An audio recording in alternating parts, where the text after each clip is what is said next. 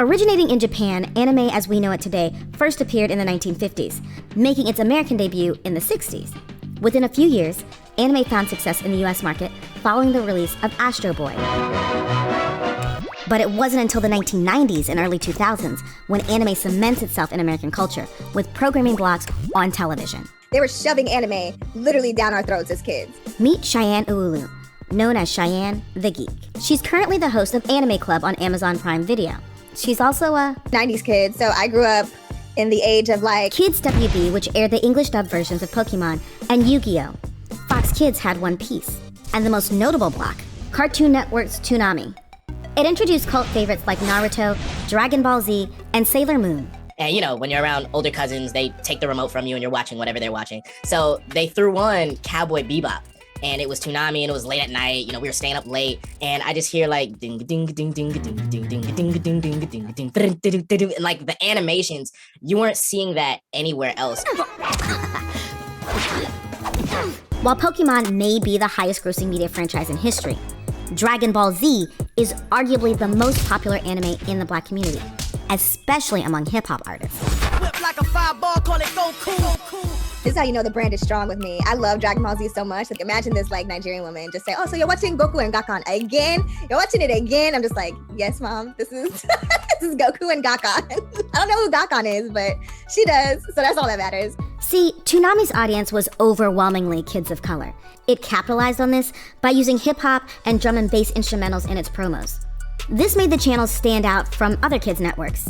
It's been more than 20 years since Dragon Ball Z aired, and some of those same kids who fell in love with Goku's story of overcoming adversity are now some of the biggest musicians ever. The cross-cultural affair isn't unique to Dragon Ball Z and hip-hop, though. Kanye West famously expressed his love for the cult film Akira in a video for Stronger by referencing scenes from the movie. Megan Thee Stallion cosplayed as Shoto Todoroki from My Hero Academia. While Dragon Ball Z and other shows were massive hits, there wasn't a lot of anime that spoke directly to the plethora of Black experiences in the United States. And then, in 2005, Cartoon Network aired this. Excuse me, everyone, I have a brief announcement to make. Jesus was black, Ronald Reagan was the devil, and the government is lying about 9/11. Thank you for your time, and good night. Similar to manga comics turned into anime shows like Hunter x Hunter, The Boondocks was a satirical comic strip turned TV show created by Aaron McGruder, a Black man from Maryland. Not only did it have Black characters as leads, but it centered Blackness across the board. The show often dealt with issues the Black community cared about, like the devastating effects of Hurricane Katrina following the federal government's failed response.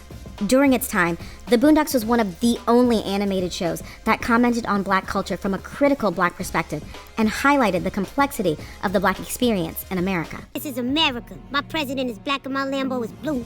Even though there's a debate on whether it's anime or not, the anime influence is undeniable. One of the fights, I forget who it is, when Huey has the glove or something, it's like somebody put a side-by-side with a Naruto fight, and it's almost the exact same moves and sequences. So that just blew my mind. The influence isn't one-sided. Japanese artist Takashi Okazaki created the series Afro Samurai from his love and admiration for soul and hip-hop. Over the years, Black creators have continued to merge classic anime characters, storylines, and elements with Black culture. Keats has gotten millions of views doing just that, especially on his TikTok channel. With skits like If Internet Pirates Were Real, where he personifies streaming platforms like Crunchyroll and Kiss Anime while speaking Japanese. Minasan, konnichiwa. And the best anime rap ever. Sorry, dedicate this to my brother, man. I'm moving like a Tachi. Y'all boys is goofy. This Mac 10 extendo, I call it Luffy. But what is it about anime that has maintained this outside influence for decades? I really liked the blend of music with art style. I really did resonate a lot with Samurai Champloo, like Mugen and the sword fights and everything that had to offer with the hip-hop sense. So I started to expand into more animes, and I saw that it's not just one type. You know, you can explore forever and find so many different genres of anime that you really are into. But the relationship between anime and Black fans hasn't always been great. Meet Mr. Popo, a genie in Dragon Ball Z. Media critics and fans have long criticized Mr. Popo's appearance, saying it's directly tied to blackface from US minstrel shows and racist caricatures. Unfortunately, Mr. Popo isn't the only one drawn this way. Racist depictions of black people in anime go as far back as the 1930s manga series turned anime, The Adventures of Don Kichi. Here, the native black people are drawn in the same manner as Mr. Popo, called cannibals, and portrayed as ignorant and dumb. Kind of sucks knowing that those are like the designs, you know, you don't really clock it until you're older and you get more information and you're like, damn, so this is like what they're doing. Like, this is like what I have to like see and like the stuff that I love to consume. Like, nobody wants to see that. Some argue that the racist imagery is simply a coincidence because Japan is a homogenous country. Only about 2% of Japan's population is not ethnically Japanese. Japan's depictions of black people also relied heavily on one particular source material: American media from the 1930s to the 1950s, which was, you guessed it, notoriously racist. Obviously, this does not justify how Japanese animators have depicted black characters, but it does put it into context. I think definitely stuff like caricatures of black people in anime, we see it less and less now, which is great. And I'm hoping that that trend continues and like we can be represented properly in anime. Fingers crossed. Because of the lack of proper black cartoon characters in the past, oftentimes black anime fans gravitated to characters that weren't drawn as black, but came off as black. Piccolo? Piccolo? What? Piccolo is black. This is the truth. I've always coded Piccolo in my brain as black, and it wasn't until I was an adult and the internet that I found out that other black people did that too. And that's so crazy. Like, it's so insane that we all just like had that thought when watching the same show. Black anime fans just watch anime with a completely different lens than everybody else.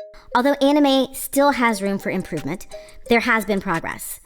In 2016, twin brothers Arthel and Donna Isom founded Day Art Shitajo, the first major black-owned anime studio ever, and the first American anime studio in Japan. The studio has worked on fan-favorite animes including Attack on Titan, Tokyo Ghoul, and Fire Force. And we can't forget Yasuke, an anime show on Netflix based on the real-life Black Samurai, which is voiced, directed, and scored by black men. The progress isn't just on the studio side. Black anime fans are building their own things, like DreamCon. Wake up. Are y'all still asleep on DreamCon? I think they are, Mario. How do you still sleep on... You know, drop the Mario accent. How y'all not coming to DreamCon? Started by RDC World 1 in 2018, DreamCon is an anime and gaming convention geared toward the black community.